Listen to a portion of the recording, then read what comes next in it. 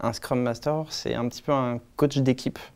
En fait, on est là pour aider les équipes à être encore plus efficaces, à faire encore mieux leur travail, en leur permettant d'améliorer leurs pratiques, etc. En fait, on a un regard assez extérieur, parce qu'on n'est pas vraiment dans l'opérationnel, donc on peut avoir ce regard extérieur, on peut leur proposer des améliorations et essayer de pas forcément de les convaincre, mais de leur faire comprendre pourquoi est-ce que ça peut être mieux, pour atteindre nos objectifs individuels, d'équipe, de train, d'entreprise, parce qu'il y a tous ces niveaux-là que nous, on doit essayer d'avoir en tête.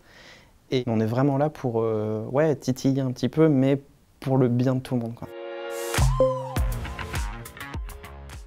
Je fais partie des personnes responsables de faire comprendre notre framework agile, donc, qui s'appelle MAX, pour Mano Mano Advanced Collaboration System. En fait, on s'est rendu compte en grandissant que c'était de plus en plus difficile de collaborer de la même manière. Donc on grandit, il y a eu une pandémie, donc des manières de travailler différentes.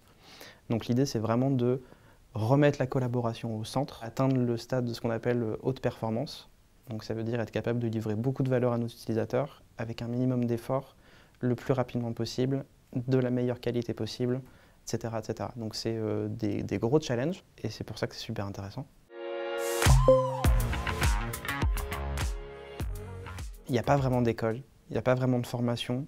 Moi, j'ai des certifications, mais je leur accorde peu de valeur, on va dire, parce que j'ai le sentiment qu'on peut y arriver avec très peu d'expérience. Le bon Scrum Master, c'est celui qui aura la reconnaissance et la confiance de son équipe.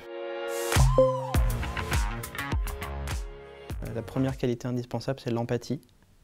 C'est être capable de se mettre à la place des autres, être capable de les comprendre, leur sensibilité, leur histoire, etc.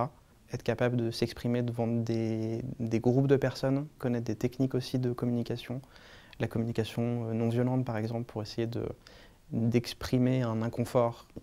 Et la dernière, qui est peut-être même en fait la plus importante, c'est la capacité à se remettre en question. Parce que, encore une fois, on va échouer. Ou s'il y a une situation inconfortable, j'en suis responsable au moins à 50%.